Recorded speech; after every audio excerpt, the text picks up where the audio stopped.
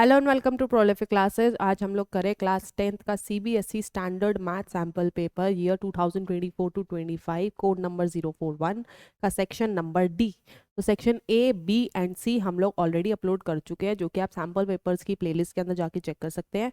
तो section D जो होता है वो होता है हमारा 5 मार्कर क्वेश्चन, जो कि सबसे लेंथी क्वेश्चन माने जाते हैं, जो कि हमें एडवाइस होता है कि सबसे पहले क्वेश्चन पेपर के अंदर आप सेक्शन डी को ही अटेम्प्ट कीजिए, ताकि वो सबसे ज़्यादा टाइम टेकन जो होंगे वो आपको बिना पैनिक क्रिएट करे आप उसको आराम से रिलैक्स होकर सॉल्व कर सकते हो। पर क्वेश्चंस काफ़ी ज़्यादा डायरेक्ट होते हैं, आपको देखने को मिलेगा कि काफ़ी सिंपल क्वेश्चन है, चाहे बेसिक स्टैंडर्ड कुछ भी टाइप ऑफ पेपर हो आपका, उसमें क्वेश्चंस को बहुत ज़्यादा ट्विस्ट नहीं किया जाता है। तो स्टार्ट करते हैं हम सेक्शन नंबर डी। तो सेक्शन डी 32 क्वेश्चन कह रहा है solve the following system of linear equations graphically. तो हमें और वाले पार्ट के अंदर दे रखा है, मतलब वी विल हैव 2 क्वेश्चन जिसमें से हमें ऑब्वियसली एक चूज करना है। तो आपकी चॉइस है, आप ग्राफ वाला क्वेश्चन कर सकते हो या फिर आप दूसरा जो हमारा न्यूमेरिकल बेस्ड क्वेश्चन होगा या वर्ड प्रॉब्लम बेस्ड क्वेश्चन होगा, जो भी वो आप सॉल्व कर सकते हो। करना एक ही होता है, प्लीज इस चीज में ओवर स्मार्टनेस मत दिखाना कि आप दोनों अटेम्प्ट करो, एक ही चेक होगा जो भी सबसे पहले आपने अटेम्प्ट कर रखा होगा। तो ग्राफ वाला क्वेश्चन हम सॉल्व करके देखते हैं। तो ग्राफ वाले की अगर हम लोग बात करें, solve the following system of linear equations graphically, we have 2 equations x plus 2y equals to 3। तो आपको पता होना चाहिए कि सबसे पहले मुझे x की वैल्यू 0 पुट करनी होती है और हमें y की वैल्यू निकालनी होती है, जो कि निकलेगी 3/2 विच इज इक्वल टू 1.5, ताकि हम एक टेबल बना सके। तो मिनिमम आपको 2 पॉइंट्स चाहिए होते हैं हर इक्वेशन के। तो हम लोग एक बार y की वैल्यू 0 भी पुट करेंगे, जैसे ही y की वैल्यू आप 0 पुट करते हो तो x की वैल्यू 3 हो जाती है। तो जो अगर हम बॉक्स बनाए एक सिमिलर सा, जिसके अंदर इसमें x और y की वैल्यूज लिखी हुई हो, तो हमें जब x 0 आया है तो हमारा y जो था वो 1.5 आया है, और जब हमने y की वैल्यू 0 रखी है तो x की वैल्यू 3 आई है। तो आप कह सकते हो जो हमारे कोऑर्डिनेट्स बन रहे हैं इस वाली इक्वेशन के, वो बन रहे हैं 0, 1.5 एंड 3,0। तो आपको इसको ग्राफ पर प्रॉपरली प्लॉट कर लेना है। सिमिलर सा हमें टेबल चाहिए दूसरी वाली इक्वेशन का, which is 2x minus 3y plus 8 equals to 0। और हम लोग देखें तो जब मैंने x की वैल्यू 0 रखी तो y की वैल्यू आएगी उधर जाकर 8/3 विच इज इक्वल टू 2.67। ऐसे ही जब मैंने y की वैल्यू 0 रखी तो x की वैल्यू आएगी यहाँ से माइनस का 8 बोले तो माइनस का 4। तो अगर दोबारा से हम लोग अपना बॉक्स बनाए,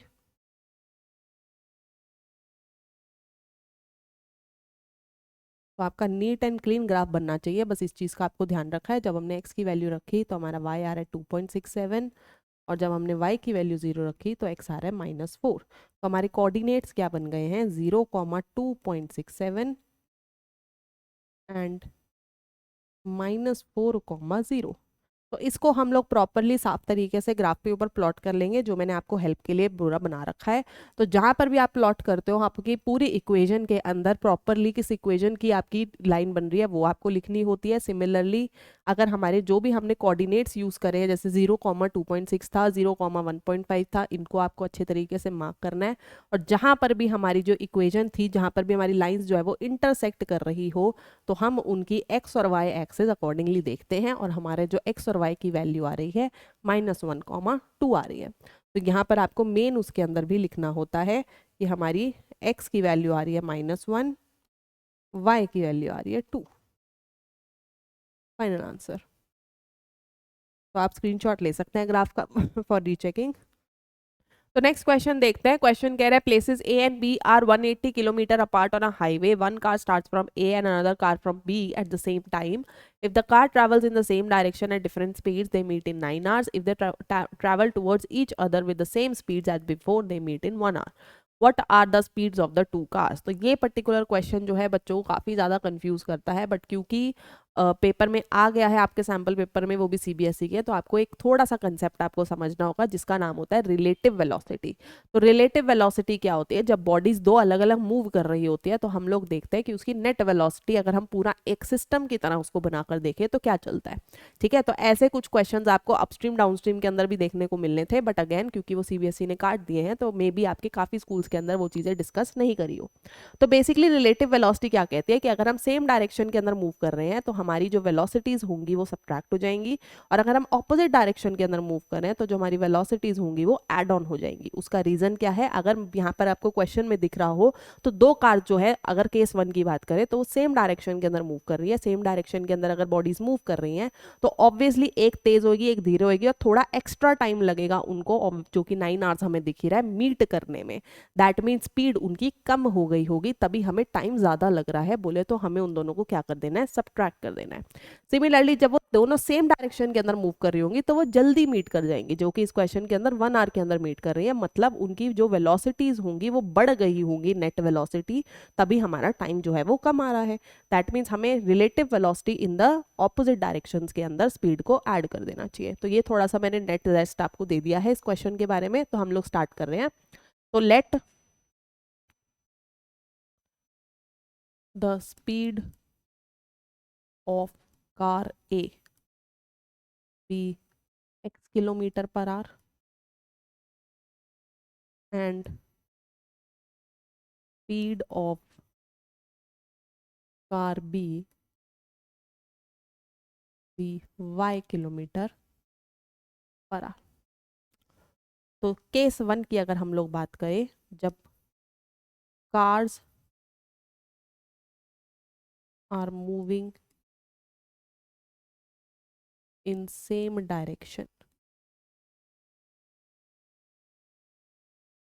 तो हमारी रिलेटिव स्पीड कितनी रहेगी,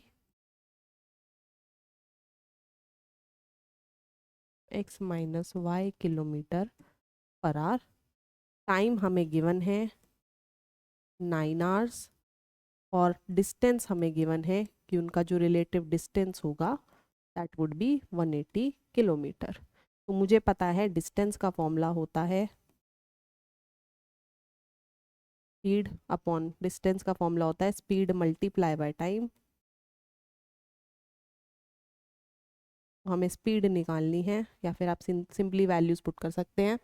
तो डिस्टेंस की वैल्यू हो गई 180, स्पीड की वैल्यू हो गई आपकी x minus y multiply by time, हमारा 9 था, तो यहाँ से मुझे x माइनस वाई की वैल्यू 20 मिल गई, जो कि है मेरी फर्स्ट इक्वेशन। अगर हम लोग सेकंड केस देखें,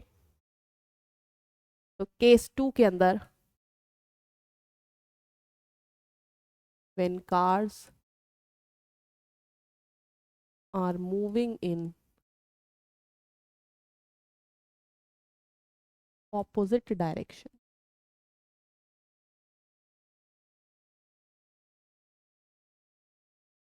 तो हमें अगेन रिलेटिव स्पीड पता है कि ऐसे केसेस के अंदर स्पीड ऐड हो जाएंगी, तो ये बनेगी x plus y kilometre per hour.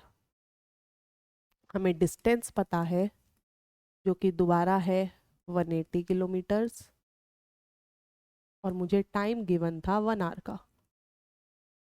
तो दोबारा से अगर हम लोग यूज करें तो distance equals to speed into time. तो यहाँ पर हम लोग पुट कर सकते हैं 180 x plus y multiply by 1। Therefore मेरी सेकेंड इक्वेशन हो गई है x प्लस वाई की वैल्यू 180। तो हमें x माइनस वाई 20 मिल गया था, x प्लस वाई 180 मिल गया है। तो अब हम सिंपली इन दो इक्वेशंस को ऐड करेंगे और हमारे पास एलिमिनेट हो जाएगा। तो x माइनस वाई की वैल्यू 20 है, x प्लस वाई की वैल्यू 180 है। जैसे ही हम इसमें सॉल्व करें तो 2x की वैल्यू आपके पास 200 आ रही है, और x की वैल्यू आ गई है 100 किलोमीटर पर आवर। यही अगर हम लोग सेकेंड इक्वेशन में पुट करें तो x प्लस वाई वॉज 180, तो x की value we have 100 plus y की वैल्यू 180, तो y की वैल्यू सब्ट्रैक्ट होकर आ रही है हमारे पास 80 किलोमीटर्स पर आवर। तो फाइनल स्टेटमेंट जरूर देनी है, therefore speed of car A is 100 kilometre per hour and speed of car B is 80 kilometre per hour. तो काफ़ी अच्छा क्वेश्चन है ये, आपको ज़रूर ट्राई करना चाहिए बार बार इसको, ताकि आप इस कंसेप्ट को समझ सकें। नेक्स्ट देखते हैं, हमें दे रखा है prove that the length of tangents drawn from an external point to a circle are equal. तो इसी क्वेश्चन के अंदर आपको अगेन दो पार्ट्स दे रखे हैं, जिसमें फर्स्ट पार्ट आपकी सिंपल थ्योरम है। सेकंड कह रहा है using above result find the length BC of triangle ABC given that circle is inscribed in a triangle ABC touching the sides AB BC and CA at R P and Q respectively and AB की वैल्यू given है 10 centimetre, AQ की वैल्यू given है 7 centimetre और CQ की वैल्यू given है 5 सेंटीमीटर। तो स्टार्ट करते हैं पहले फर्स्ट पार्ट पे, जहां पर हमें बोला गया था कि हमें एक्सटर्नल पॉइंट से टैंजेंट जो आ रहे हैं उनको इक्वल प्रूफ करना है। तो ये तो काफ़ी ज़्यादा इंपॉर्टेंट थ्योरम है जो कि आप सॉल्व कर सकते हैं। तो पहले हमें गिवन लिखना है कि हमें दिया हुआ है PA and PB are tangents। तो मुझे टू प्रूव करना है कि हमारा PA और PB की वैल्यू इक्वल है। तो यहाँ पर इस पर्टिकुलर थ्योरम के अंदर हम लोग कंस्ट्रक्शन किया करते थे, जिसके अंदर हम लोग ज्वाइन करवाते थे OP, OA एंड OB। तो अब हम स्टार्ट कर रहे हैं प्रूफ, जो कि काफ़ी आसान है, by help of congruency of triangles. तो हम देख रहे हैं in triangle AOP and triangle POP, हमें पता है कि AO की वैल्यू OB के इक्वल होगी, क्योंकि वो रेडियाई है सेम सर्कल का।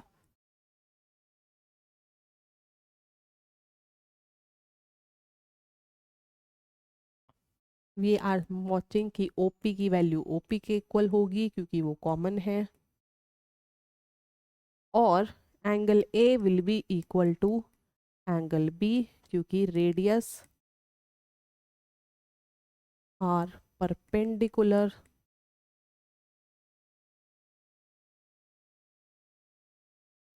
To tangent at the point of contact।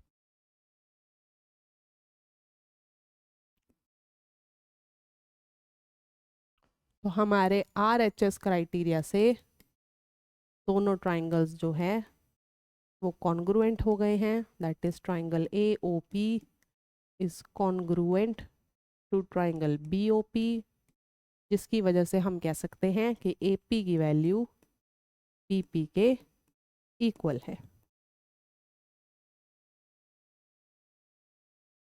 तो काफ़ी इंपॉर्टेंट वाली थ्योरम है ये आपकी बुक की, जो कि इंपॉर्टेंट भी है और आपको इजी भी लगेगी। उसी का सेकंड पार्ट था यूजिंग अबव रिजल्ट, जो कि कह रहा था कि हमारे एक्सटर्नल पॉइंट से टैंजेंट जो होंगे वो इक्वल होंगे। फाइंड द लेंथ BC, मुझे BC निकालना है, जहां पर मुझे AB की वैल्यू गिवन है पूरा 10 सेंटीमीटर, AQ की वैल्यू गिवन है 7 सेंटीमीटर और CQ की वैल्यू गिवन है 5 सेंटीमीटर। तो अगर मुझे दे रखा है AQ की वैल्यू 7 है, CQ की वैल्यू 5 है और पूरे AB की वैल्यू वी हैव 10 सेंटीमीटर, तो काफ़ी आसान मिलेंगे। पर ऐसे क्वेश्चंस आपको काफ़ी ज़्यादा क्वेश्चंस आपको सैम्पल पेपर्स की बुक्स के अंदर मिलेंगे, तो काफ़ी हमें देखना है। अगर ये AQ 7 है तो मुझे पता है AR वुड बी 7। सिमिलरली अगर QC 5 है तो मुझे पता है CP would be 5।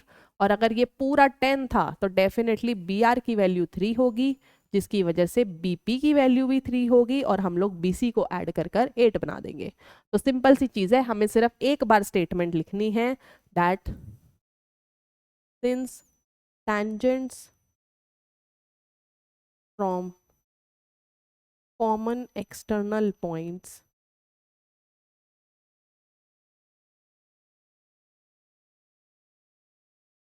are equal, therefore AR की वैल्यू AQ के इक्वल होगी, which is given as 7 centimetre. therefore आपकी QC की value will be equal to PC, जो कि मुझे गिवन है 5 सेंटीमीटर।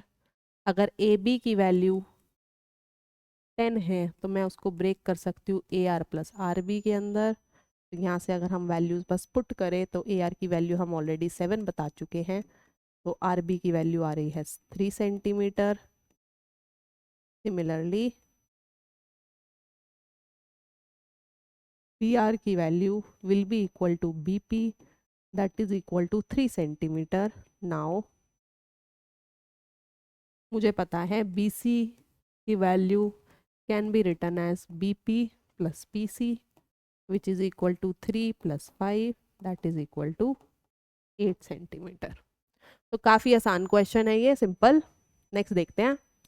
हमें दे रखा है हमारा a boy whose eye level is 1.35 metre from the ground spots a balloon moving with the wind in a horizontal line at some height from the ground.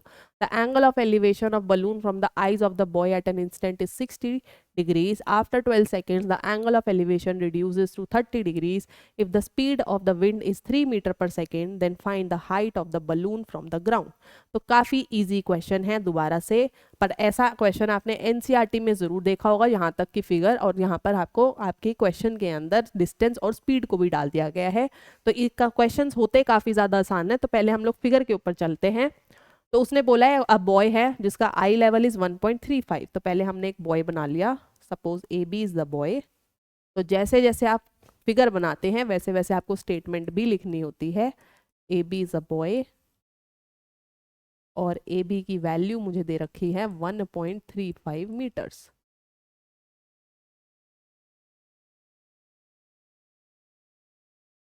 फिर कह रहा है spots a balloon moving with the wind in a horizontal line. तो पहले एक balloon यहाँ था set, suppose, जो कि मेरा पॉइंट सी है। Let see and D be the balloon, क्योंकि बलून आगे जा रहा है लाइक दिस, कि पहले वो विंड से उड़ता हुआ उधर चला गया है। तो angle of elevation balloon from the eyes of the boy at an instant is 60 degree. तो मुझे इस एंगल को दे रखा है, अगर मैं यहाँ से एक हॉरिजॉन्टल ड्रॉ करूँ तो this angle is given as 60 degree. फिर बोला after 12 second the angle of elevation reduces to 30। 12 second बाद हमारे पास कुछ जो ये एंगल ऑफ एलिवेशन बना है वो एंगल बन गया है 30 डिग्रीज का। If the speed of the wind is 3 meter per second, then find the height of the balloon from the ground. तो balloon की height from the ground is basically this much. चाहे आप उन points को, अगर मैं इनको join कर दूँ, तो इन points को अगर मैंने E और F दे दिया तो मुझे एक तरह से CE या फिर DF ही निकालना है। तो काफ़ी ज़्यादा अगेन आसान क्वेश्चन है। स्टार्ट करते हैं हम लोग। तो इस फिगर के अंदर ऑब्वियसली आपको पता होगा हमें क्या करने होते हैं, हमें अपने ट्राइंगल्स ढूंढने होते हैं जिनके अंदर 90 डिग्री बन रहा हो। तो सबसे पहले तो मुझे ऑब्वियसली ये दिख रहा है विच इज दिस मच। तो लेट अस सपोज मैं पहले अपने इंसान के, मतलब उस बॉय के और बलून के बीच की हाइट को h ले लेती हूँ, और जो डिस्टेंस उसने मूव करा है वो x ले लेते हैं, राइट। तो हम लोग ले रहे हैं इस पॉइंट को, हम लोग g ले देते हैं। लेट डी जी, या सीधा लिख लो distance of boy from balloon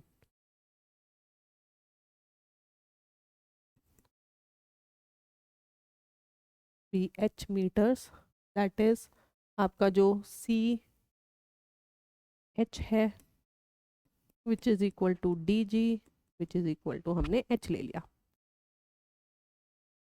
and distance travelled by balloon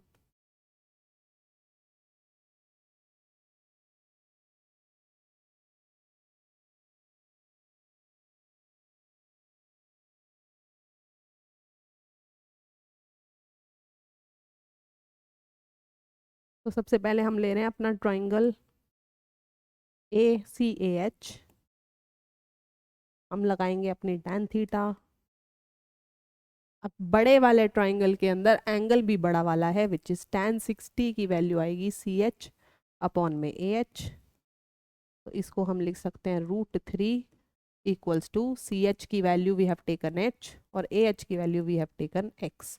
तो हम लोग यहाँ से एक्स एच की वैल्यू निकाल सकते हैं √3x, जो कि मेरी बन जाएगी फर्स्ट इक्वेशन।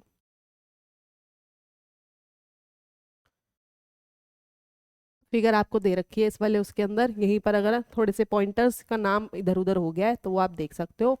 अब हम इस फिगर के अकॉर्डिंग चल रहे हैं। In triangle C A F हम लोग फिर से लगाएंगे tan 30, इसकी वैल्यू हो जाएगी सी एफ अपॉन में ए एफ। तो सी एफ अपॉन में ए एफ कि हमें रिलेशन दे रखी है कि उसको 12 सेकेंड लगे और विंड की स्पीड हमें गिवन है। तो हम लोग पहले यहाँ पर रफली ए एफ निकाल लेते हैं। ए एफ होगा हमारा डिस्टेंस स्पीड इनटू टाइम। तो स्पीड हमें 3 मीटर्स पर सेकेंड दे रखी थी, टाइम मुझे 12 सेकेंड का दे रखा था, मतलब दिस इज 36 मीटर्स। तो tan 30 की वैल्यू 1/√3। सी एफ हमने एच ले रखा है। ए एफ की वैल्यू जस्ट अभी निकाली 36, तो हाइट आ गई आपकी 36/√3। अगर मैं इसको रैशनलाइज करूं तो ये आएगी 18√3 मीटर्स। तो अगर आपने क्वेश्चन देखा हो तो उसके अंदर मुझे √3 की वैल्यू 1.73 गिवन है। तो जैसे ही हम लोग इसके अंदर पुट करते हैं तो हमारी हाइट आ जाती है 31.14 मीटर। तो टोटल हाइट मुझे निकालनी है, टोटल हाइट ऑफ बलून, क्योंकि है कितनी सीई, वो ब्रेक हो सकती है C F plus F E के अंदर। तो सी एफ की वैल्यू हमने निकाली है 31.14, एफ ई की वैल्यू मुझे गिवन है 1.35। तो इसको अगर हमने ऐड करा तो ये बनेगी 32.49 मीटर्स। तो दिस इज़ योर आंसर। काफ़ी अच्छा क्वेश्चन है ये, आप देख सकते हो। तो उन्होंने सिर्फ और सिर्फ आपको हल्की सी ट्विस्टिंग दी है जहाँ पर ए एफ की वैल्यू आपको प्रॉपरली निकालनी है।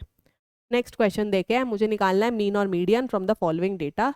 तो इसके लिए हमें टेबल में पता होना चाहिए एग्जैक्टली क्या क्या निकलेगा। तो मीन का फॉर्मूला होता है F I X I upon X I. आप चाहो तो अज्यूम मीन मेथड या स्टेप डेविएशन मेथड भी यूज कर सकते हो। तो उसके अंदर हमें प्रॉपरली एक एक्स आई का कॉलम निकालना होता था, जो कि क्या होता था, upper limit plus lower limit upon में 2। कहने का मतलब इनका मिड पॉइंट, तो जो कि आने वाला है आपका एग्जैक्टली 85 प्लस 90 अपॉन में 2। जो इसका मिड पॉइंट बनेगा वो बनेगा आपका विच इज 87.5। ऐसे ही नेक्स्ट नंबर हम 90 टू 95 का निकालेंगे, 95 टू 100 का निकालेंगे और हमारे पास एक्स आई आ जाएगा। फिर हमें ढूंढना होता है एक अज्यूम्ड मीन, जो कि हम लोग ढूंढते हैं एक्स आई के अंदर से, और अकॉर्डिंगली हमारा जो यू आई होता था वो होता था एक्स आई माइनस ए अपॉन में एच, जहाँ पे एच क्या होती थी, क्लास साइज होती थी। That is the gap between the numbers. And similarly जब हमें मीडियन निकालना होता है तो हमें एक कम्युलेटिव फ्रीक्वेंसी का टेबल बनाना होता है, जिसके अंदर हम लोग सिंपली इन सारी फ्रीक्वेंसीज को ऐड करते चले जाते हैं। तो रेफरेंस के लिए मैंने आपको एक रफ सा वो दे रखा है प्रॉपरली। हमारा टेबल कुछ इस तरीके से दिखेगा। अगर हमें मीन निकालना है तो मेरे मीन का फॉर्मूला होता है अज्यूम्ड मीन मेथड में, जो स्टेप डेविएशन मेथड में, that is A plus summation of F I U I upon में summation of F I multiply by height. तो यहाँ पर अगर हम लोग देखें तो हमने अज्यूम्ड मीन यहाँ पर एक्स आई के अंदर से प्रॉपरली 102.5 निकाल रखा था, जो कि यूजली हम लोग बीच का नंबर उठाते हैं। तो जब भी आप इस तरीके से इवन नंबर के अंदर फंस जाएं तो आप हमेशा बड़ा वाला नंबर उठाएं। तो it is 102.5 plus summation of F I U I हमें निकालना है, जो कि आ रहा है -39। समेशन ऑफ एफ आई आ रहा है 120 और इनमें गैप था 5 का। तो जैसे ही आप इस इक्वेशन को सॉल्व करते हैं, it would always be advisable कि पहले इसको सॉल्व करें और उसके बाद उसमें डेसिमल में सिर्फ और सिर्फ ऐड कर दें। तो आंसर आ रहा है 100.875। तो this is your mean. Same table में हमने सी एफ भी निकाल रखी है। तो हमारे को मीडियन के फॉर्मूले के लिए सबसे पहले मीडियन क्लास ढूंढनी होती है। तो अगर मैं देखूं हमारे n की वैल्यू अगर 120 आ रही है तो हमारे n/2 से जो भी बड़ा नंबर होगा वो हमारे पास मीडियन क्लास होगा कम्युलेटिव फ्रीक्वेंसी के अंदर। बोले तो 60 से बड़ा नंबर, तो just next number is 75। That means मेरी 100 to 105 would be the median class. तो ये आप टेबल में मार्क कर देंगे। तो अगर हम लोग मीडियन का फॉर्मूला देखें तो मीडियन का फॉर्मूला होता है L plus n/2 minus C F upon frequency into में हाइट। तो यहाँ पे L की वैल्यू अगर हम देखें तो that is the lower limit of the median class which is 100। फिर हमें n/2 की वैल्यू हम 60 निकाल चुके हैं। कम्युलेटिव फ्रीक्वेंसीज मीडियन क्लास की प्रीसीडिंग वाली मतलब 57 would be my C F to be used in the formula. और फ्रीक्वेंसी होती है मीडियन क्लास की फ्रीक्वेंसी विच इज 18, और h की वैल्यू अगेन यहाँ पर 5 है। तो हम लोग वैल्यूज पुट कर देते हैं, this is 100 plus 60 minus 57 upon में 18 मल्टीप्लाई बाय 5। तो ये बनेगा 100 प्लस ये बनेगा 3/18 और ये बनेगा 5/6। तो अगर हम इसको सॉल्व करें तो हमारे पास आंसर बच रहा है 100.83 इज द फाइनल आंसर। तो हमारे पास और पार्ट में था ये क्वेश्चन, और इसी का सेकंड पार्ट है मंथली एक्सपेंडिचर ऑन मिल्क आपको दे रखा है 200 फैमिलीज का ना हाउसिंग सोसाइटीज गिवन बिलो। आपको निकालनी है find the value of x and also the mean expenditure. तो एक्स निकालना तो काफी आसान है, उसने बोला इन सब का सम कितना आ रहा है विच इज 200। तो हम कह सकते हैं कि 24 plus 40 plus 33 plus x plus 30 plus 22 plus 16 plus 7 की वैल्यू मुझे गिवन है 200। और जैसे ही आप इसके अंदर से सॉल्व करोगे तो x की वैल्यू आ रही है यहाँ से 28। अब यही x हम लोग अपने टेबल के अंदर यूज करेंगे और उसका मीन निकालेंगे एंड अकॉर्डिंगली हमारे पास फिर से हमारा टेबल रेडी है। तो अब हम कर रहे हैं अपना डायरेक्ट मेथड, जिसका फॉर्मूला होता है मीन का समेशन ऑफ fi अपॉन में समेशन ऑफ fi। तो fi का अगर हम लोग समेशन निकाले तो जितना हमारे पास आ रहा है वो आप सॉल्व कर 262.5 would be our mean value. तो कैलकुलेशन का पार्ट मैंने छोड़ा हुआ है यहाँ पर, जो कि आपको अपने आप करना है ताकि हमारी कैलकुलेशंस के अंदर जो प्रैक्टिस है वो बनती चली जाए। आपको इस चीज़ के अंदर बिल्कुल भी कामचोरी नहीं करनी है, ये चीज़ आपको अपने आप से ईमानदारी से सारी की सारी कैलकुलेशन प्रॉपरली करनी चाहिए। नेक्स्ट आपकी जो सेक्शन ई की वीडियो रहेगी वो जल्दी आपके पास अपलोड हो जाएगी। तब तक के लिए बाय।